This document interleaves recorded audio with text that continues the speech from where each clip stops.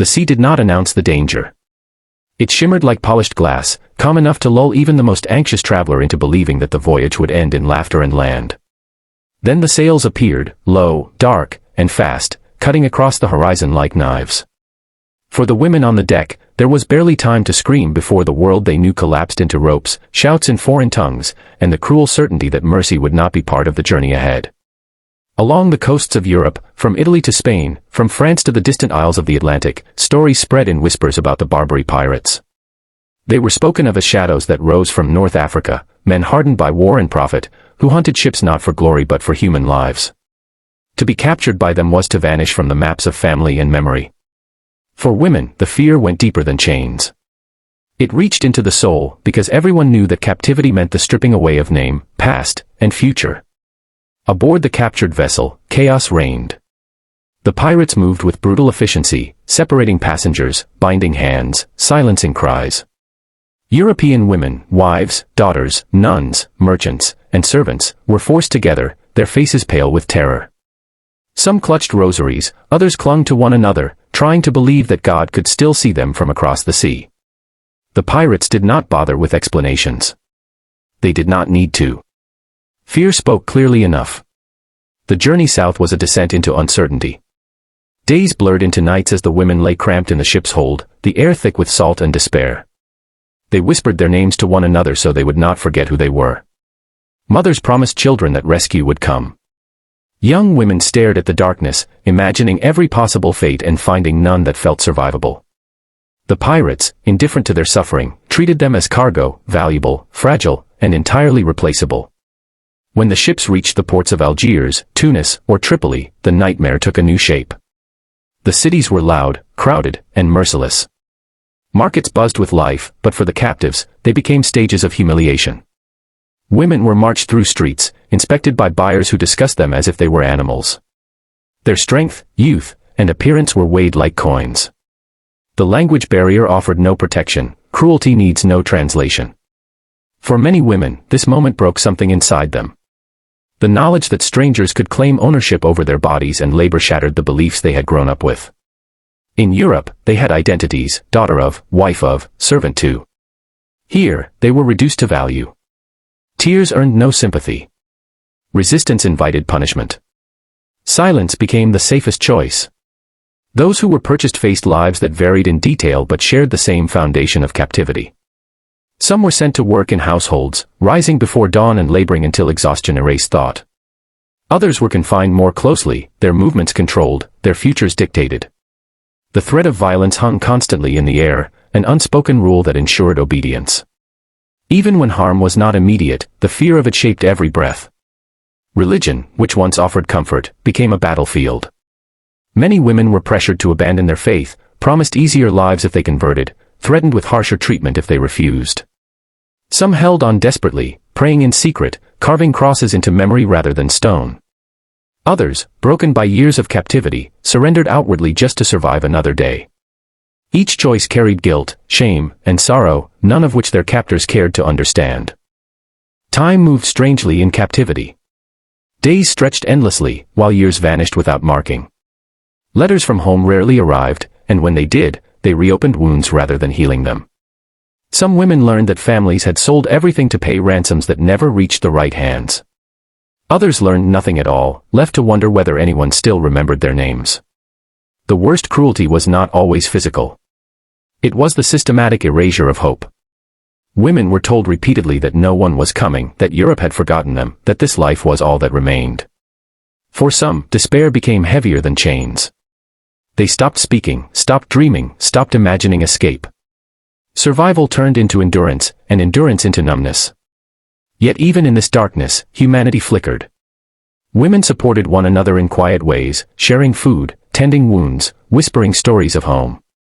They taught each other songs in fading voices, passing memories like contraband.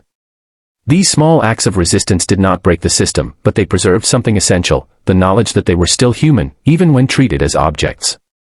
Rumors of rescue occasionally swept through the enslaved communities. Religious orders in Europe sometimes raised funds to ransom captives.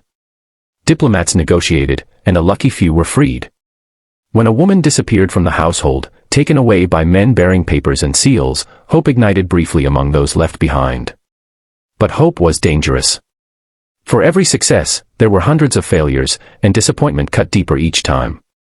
As years passed, the Barbary Coast continued to thrive on this trade. Women remained at the center of a system built on exploitation, fear, and profit. Their suffering was not accidental, it was structured, normalized, and defended by those who benefited from it. And the sea, indifferent and eternal, continued to carry ships toward the same fate, wave after wave, story after story, tragedy after tragedy. For the women who survived long enough, captivity became a life lived in fragments. Memory itself turned unreliable, slipping away under the pressure of survival. Faces of parents faded. The sound of church bells became something imagined rather than remembered. Some women began to fear freedom almost as much as they longed for it, unsure who they would be if the chains were ever removed. Those who bore children in captivity faced a special kind of torment. Love and fear twisted together, because motherhood meant attachment in a place designed to deny it. Children became both a reason to live and a vulnerability that captors could exploit. Mothers taught them secret words, secret prayers, hoping to pass on a sense of origin even when the world insisted they belonged elsewhere. A few women managed to escape, aided by chance, compassion, or chaos. Their journeys back to Europe were rarely triumphant. Freedom did not erase what had been done. When they returned, they carried invisible scars that society was not prepared to acknowledge. Some were greeted with pity, others with suspicion, and too many with silence. The world preferred heroic stories of battles won, not the quiet endurance of women who had survived the unforgivable. Many former captives struggled to speak about their experiences. Words felt insufficient, and listeners uncomfortable. Their suffering did not fit neatly into public memory. As time passed, the Barbary pirates became figures of legend, romanticized or simplified, while the women they destroyed faded into footnotes. History remembered the raids, the battles, the politics, but often forgot the human cost paid in stolen lives. Yet traces of their stories survived. In letters, in church records, in fragmented testimonies, the truth waited patiently. It told of women who resisted in silence, who endured without recognition, who lived through horrors not because they were weak, but because they were unimaginably strong. Their pain was not spectacle, it was reality, lived day after day under a system that considered them expendable. The unforgivable nature of what was done lies not only in individual acts of cruelty, but in the acceptance of the system itself. Entire economies were built on the capture and exploitation of human beings. Governments negotiated ransoms as routine business. The suffering of women became background noise to profit and power. That normalization is what makes the history so chilling. In remembering these women, we are forced to confront uncomfortable truths about humanity. Civilization and cruelty often coexist. Culture and brutality can walk hand in hand. The Barbary pirates were not monsters from myth, they were men operating within a world that allowed, rewarded, and justified their actions. And the women they captured were not symbols, but people, each with a story cut short or bent out of shape by force. Today, the sea still glitters under the sun, and the old ports still stand. Tourists walk streets where captives once wept, unaware of the echoes beneath their feet. But memory has a way of resurfacing. When we tell these stories, carefully and honestly, we restore a measure of dignity to those who were denied it. We acknowledge that what happened was not just tragic, but wrong beyond excuse. The past cannot be undone. The women taken by the Barbary pirates cannot be given back their stolen years. But refusing to forget them is an act of justice in itself. Their suffering deserves to be named, not sensationalized, and understood not as distant history, but as a warning. Whenever human lives are reduced to profit, whenever silence replaces empathy, the same darkness waits just beyond the horizon, ready to return with the tide.